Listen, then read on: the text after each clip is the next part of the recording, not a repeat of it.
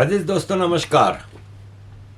अजीज दोस्तों, अभी अफ़गानिस्तान और पाकिस्तान के दरमियान ताल्लुकात के लिए एक कॉन्फ्रेंस की गई थी तुर्की में, और इसमें पाकिस्तान की तरफ से भी लोग आए थे और अफ़गानिस्तान के भी लोग थे। उसमें पाकिस्तान आर्मी के फेवरेट जर्नलिस्ट हामिद मीर भी उसमें मौजूद थे। मसला ये हुआ कि कॉन्फ्रेंस में जो पीछे बड़ा सा बोर्ड लगाया गया था, उसमें जो नक्शा दिखाया गया था, उसमें पाकिस्तान के नक्शे में गिलगित बल्तिस्तान और पीओके नहीं था। आपको पता है कि नॉर्मली तुर्की और इस टाइप के पाकिस्तान के जो एजेंट हैं वो कंट्रीज़ पीओके और गिलगित बल्तिस्तान पाकिस्तान के नक्शे में डालते हैं। ये इस पे हामिद मीर ने एतराज़ किया कि ये नक्शा गलत है और इसमें आपने पीओके और गिलगित बल्तिस्तान क्यों नहीं डाला। तो हामिद मीर से कहा गया कि भाई साहब, PoK Gilgit Baltistan United Nations के तहत डिस्प्यूटेड टेरिटरीज हैं और आपको अगर कोई मसला हो रहा है तो आप जा सकते हैं, लेकिन नक्शा तो यही रहेगा। टर्न ऑफ चीज़ें चल रही हैं। एक तरफ कहा जा रहा है कि सऊदी अरब, पाकिस्तान और तुर्की का एक अलायंस हो रहा है, दूसरी तरफ तुर्की की सरकार की तरफ से होल्ड की गई एक कॉन्फ्रेंस में ये चीज़ होना, ये चीज़ें बता रही हैं कि दुनिया में इस वक्त बड़ी तेज़ी से पॉलिसीज़ चेंज हो रही हैं हर कंट्री की। अजीज़ दोस्तों, एक और ख़बर मैं आपके सामने शेयर करूंगा कि ये एक नई कराची राइट मूवमेंट तैयार की गई है। मैं जब से समझ लें कि 1994 से एक्टिवली पाकिस्तान की पॉलिटिक्स और ह्यूमन राइट्स चीज़ों को देख रहा हूँ, तब से अब तक मैंने पूरे पाकिस्तान में जितनी टोटल पॉलिटिकल पार्टियाँ बनी हैं ना, उसमें आधी से ज़्यादा कराची के नाम पे बनी है। एमक्यूएम के बाद तो लाइन से एमक्यूएम हकीकी बनी और एक गोगा ग्रुप बना था, मुहाजिर राब्ता काउंसिल बनी थी, मुहाजिर राइट्स ऑर्गेनाइजेशन बनी थी, सुन्नी तहरीक बनी थी जो कि कराची के लोगों के ऊपर थी। फिर ये मुस्तफ़ा कमाल ने गद्दारी करके डॉल्फिन पार्टी बनाई, पीएसपी। आज पाकिस्तान एमक्यूएम पाकिस्तान है, उसमें भी ग्रुप बंदियां हैं, खालिद मकबूल ग्रुप है। अब ये और एक फ्री कराची के नाम से नदीम नुसरत, एक और अल्ताफ़ हुसैन का भगोड़ा अमेरिका में बनाई थी। इतनी बनी है अब ये कराची राइट मूवमेंट। आर्मी की पूरी कोशिश है कि किसी तरह कराची को सिंध से अलग करके डायरेक्ट कंट्रोल हासिल कर ले, क्योंकि ये कराची राइट मूवमेंट और एमक्यूएम और ये सब है ना, ये आर्मी के कंट्रोल में है। आर्मी चाहती है कि पीपल्स पार्टी के कब्जे से कराची को निकाला जाए। मैं भी एग्री करता हूँ कि पीपल्स पार्टी ने सिंध का पूरा सत्यानाश किया है, including capital of Sindh Karachi, पूरा सत्यानाश कर दिया है। पीपल्स पार्टी की जागीरदारों की पार्टी। आप यकीन माने कि पहले जितने भी मेरे सिंधी दोस्त होते थे ना, ये जो ह्यूमन राइट्स के फील्ड में और दूसरे, वो एमक्यूएम को और मुहाजिरों को तो गालियाँ देते थे, लेकिन पीपल्स पार्टी को नहीं देते थे। बेनज़ीर भुट्टो हमारी रानी है, लेकिन आज मैं देख रहा हूँ कि जितने सिंधी इंटरनेशनल लेवल पे ह्यूमन राइट्स कैंपेन चला रहे हैं, वो खुल के अपने वडेरों को, जागीरदारों को गालियां दे रहे हैं कि उन्होंने देख लिया है कि कितना सत्यानाश किया है आर्मी के साथ मिलके इन सिंधी वडेरों ने। लेकिन इसका मतलब ये कहीं नहीं है कि कराची को सिंध से अलग करें। अगर आप आर्मी से ही मैं कहता हूँ कि अगर आप सिंसियर हैं कराची के साथ, तो आप सिंध से पीपल्स पार्टी का सफाया करें। लेकिन कराची को सिंध से अलग करना, ये तो डायरेक्ट आप आर्मी जो है वो हर चीज़ अपने कंट्रोल में लेना चाह रही है। कराची जो सोने की चिड़िया है, कराची जो कमाऊ पूत है, उसके हवाले से। अजीज़ दोस्तों, अभी मैंने 2-3 दिन पहले आपके साथ एक ख़बर शेयर की थी कि एक यूके में एक लेबर पार्टी की मेयर थी जिनके बेटे ने एक 15 साल लड़की का रेप किया और फिर पुलिस जब घर पे आई तो उसने मोबाइल छुपाया और सब कुछ, उनको सज़ा हुई। औरत को 3 साल की और उसके बेटे को 12 साल की। उसके हवाले से मेरे जहन में ये था कि वो मेयर है तो ज़ाहिर है यहीं पैदा हुई होगी, यहीं पली बड़ी होगी, लेकिन उसके बारे में खबरें ये आई हैं कि वो नाहिद इजाज़ नाम है, उसका 61 साल की है, जो पाकिस्तान के पंजाब में पैदा हुई थी। अब यहाँ पे जितने ग्रूमिंग गैंग हैं, जितने रेपिस्ट हैं, ये सब आपको मैं हमेशा कहता आया हूँ कि ये पाकिस्तानी नहीं है, ये पंजाबी है। पाकिस्तान में तो फिर सिंधी भी है, मुहाजिर भी है, पश्तून भी है, बलोच भी है, सराइकी भी है, लेकिन ये सिर्फ पंजाबी काम करते हैं। तो ये पंजाब में पैदा हुई थी। यूनिवर्सिटी ऑफ पंजाब लाहौर से इसने बीए किया था और मास्टर्स किया था यूनिवर्सिटी ऑफ सरगोदा से। मई 2023 में ये ब्रैकनेल फॉरेस्ट काउंसिल की पहली मुस्लिम मेयर बनी, लेकिन 2024 अक्टूबर में इसको रिज़ाइन करना पड़ा।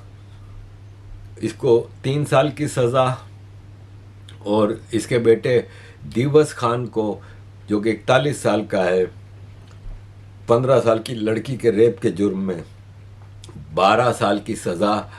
इसका बेटा दिवस खान पहले भी एक केस में इसको 2 साल की सज़ा हुई थी 2013 में, कोकेन बेचने के, उस पर कोकेन की सप्लाई करता था। ये इनके कैरेक्टर हैं, आप इनको सुधार नहीं सकते। जिनसी ज्यादती केस में सबूत जाया करने पर लंदन की अदालत ने लंदन की ब्रैकनेल काउंसिल की साबिक में नाहिद इजाज को 3 साल कैद की सजा सुना दी है। फरीद कुरैशी से मजीद तफसीलात जानेंगे, बताएगा फरीद। जी बिल्कुल, ब्रैकनेल की कौंसिल है मुकामी, जहां पर मेयर रह चुकी हैं नाहिद इजाज 2023 और 24 के दरमियान। उन्हें 3 साल और उनके बेटे को 12 साल कैद की सजा सुनाई गई है। अदालत में बताया गया क्राउन प्रोसिक्यूशन सर्विस की तरफ से कि जब पुलिस वाकये के बाद उनके घर पहुंची तो उन्होंने पुलिस को डोर के ऊपर रोक लिया और इस दौरान उन्होंने अपने बेटे के साथ उर्दू में बातचीत की और उनके बेटे ने मोबाइल फोन, जिसके अंदर पुलिस के मुताबिक शवाहिद मौजूद थे, वो ज़ाया कर दिया और वो मोबाइल पुलिस को नहीं मिला था। हम अदालत में 6 रोज तक ट्रायल चला और जिसके बाद जो वालदा हैं उन्हें जुर्म छुपाने की कोशिश साबित हुई, उनके ऊपर उन्होंने सजा सुनाई गई 3 साल कैद की, जबकि बेटे को 15 साल लड़की से जिनसी ज्यादती के इल्जाम में 12 साल कैद की सजा सुनाई गई है। नाहिद एजाज ने अदालत जाने से कबल एक वीडियो रिकॉर्ड की और उसमें उन्होंने कहा कि मुझे पाकिस्तानी होने की वजह से, मेयर होने की वजह से सजा दी जा रही है, लेकिन अदालत में ट्रायल 6 रोज तक चलता रहा, जिसमें सारा एविडेंस पुलिस की तरफ से पेश किया गया और उसके बाद दोनों माँ बेटा जो है उनको अदालत की तरफ से सजा सुना दी गई। बहुत शुक्रिया फरीद तफसीलात के लिए। अजीज दोस्तों, किंग चार्ल्स, यूनाइटेड किंगडम के किंग चार्ल्स अभी अमेरिका के दौरे पे गए थे, जिसके बारे में मैंने आपको बताया था। मैं पर्सनली कभी भी किंग चार्ल्स का फैन नहीं रहा हूँ, लेकिन इस ट्रिप में प्रिंस चार्ल्स ने जो तकरीरें की मुख्तलिफ जगहों पे, जो हाउस में जॉइंट सेशन में इनको स्पीच कराई गई थी, उस स्पीच के जुमले आज भी लोग मतलब सुन के हैरान हो जाते हैं कि कितनी गहराई की बातें कर गया। ट्रंप को इसने नंगा करके रख दिया, कई चीज़ों में ट्रंप को इसने लताड़ कर रख दिया, लेकिन यह है कि तालियां बजाते रहे लोग। मेरा ख्याल है कोई 11 या 15 बार स्टैंडिंग ओवेशन मिला किंग चार्ल्स को अपनी स्पीचेस के लिए।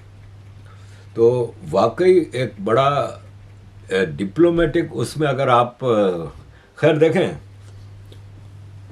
ये बादशाह है, रॉयल फैमिली में इसकी तरबियत हुई है, तो आप समझ सकते हैं कि और कितना अरसा क्राउन प्रिंस रहा, 60 साल मेरा ख्याल है क्राउन प्रिंस रहा है। तो ऑब्वियसली इससे आप ये स्पीच एक्सपेक्ट कर सकते हैं, लेकिन वंडरफुल।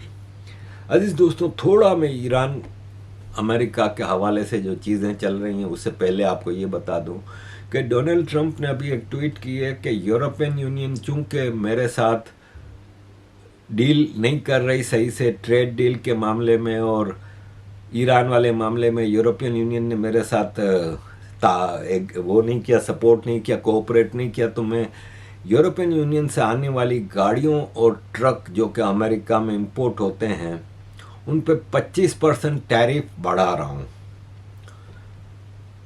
अब ये है कि टैरिफ जंग से निकलता है तो टैरिफ से निकलता है तो जंग शुरू करता है। कभी वेनेजुएला पे हमला कर रहा है तो कभी इधर अपना ईरान में किया, अभी ईरान में इससे पहले भी किया था, लास्ट ईयर भी। तो फिर टैरिफ पे आ जाता है। ये जितनी तेज़ी से अमेरिका को नीचे लेके जा रहा है, आपको पता है सुप्रीम कोर्ट ने इसको टैरिफ वाले मामले पे पूरा हिसाब किताब रिवर्स करवाया था, लेकिन फिर भी ये भाई साहब है जो समझने को तैयार नहीं है। अजीज़ दोस्तों, ईरान ने पाकिस्तान में इस्लामाबाद में वापस नेगोशिएशंस के लिए कहा है। अरब न्यूज़ की खबर है ये, अब I don't know. Arab news एक बहुत बड़ा अरब मीडिया हाउस है, तो ये सऊदी अरब का अखबार है, और इसमें ईरान ने स्ट्रेट ऑफ हुर्मुज़ खोलने के लिए कुछ चीज़ें कही हैं और थोड़ी नरमी दिखाई है, लेकिन डोनाल्ड ट्रंप उस पर अब तैयार नहीं है। डोनाल्ड ट्रंप सिर्फ धमकियां देता रहता है। अभी इसने धमकी दी है कि मंगल 8 बजे तक अगर ईरान तैयार नहीं हुआ तो फिर देखिए हम क्या करते हैं। तो लेट्स सी कि आगे वो हमला करने के लिए तैयार है भी कि नहीं।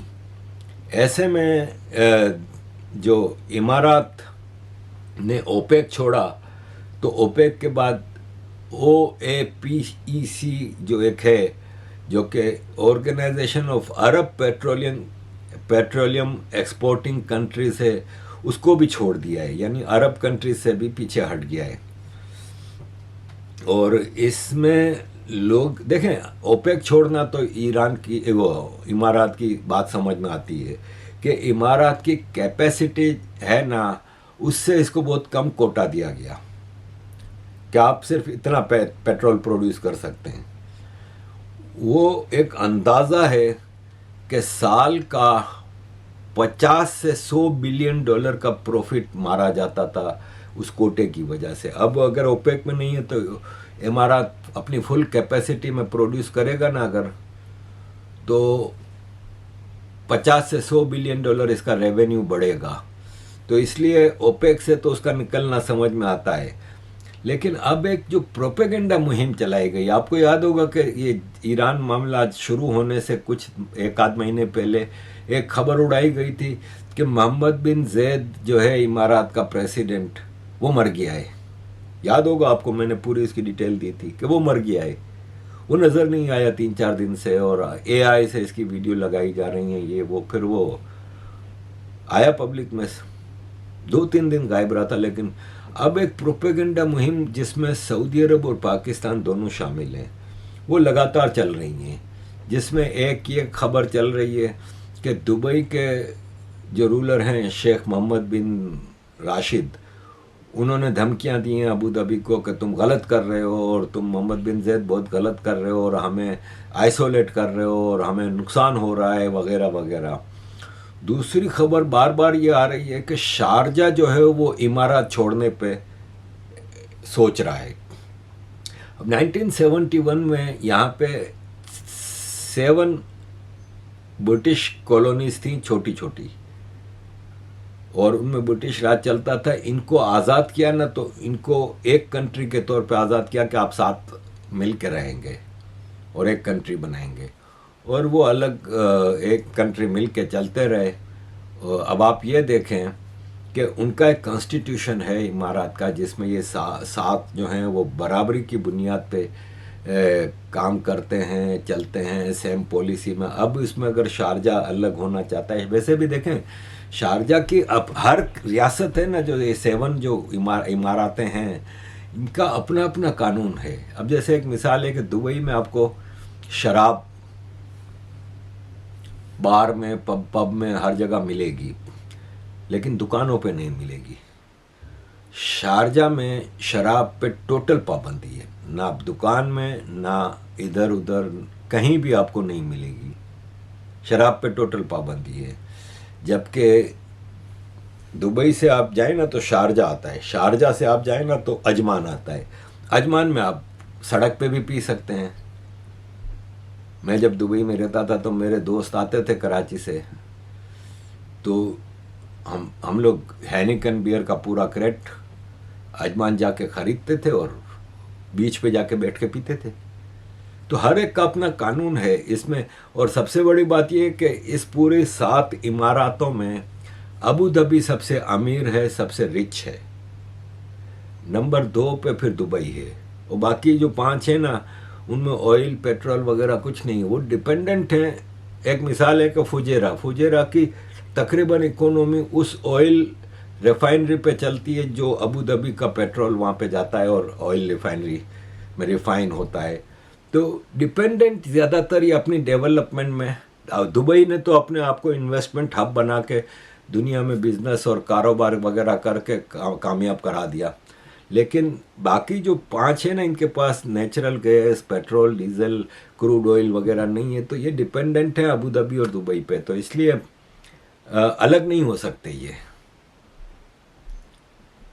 लेकिन लेट्स सी आगे क्या होता है, ये प्रोपेगेंडा में कितना दम है और इसमें कितनी सच्चाई है ये तो वक्त ही बताएगा। अजीज दोस्तों, thank you very much for all your support. Kindly keep supporting.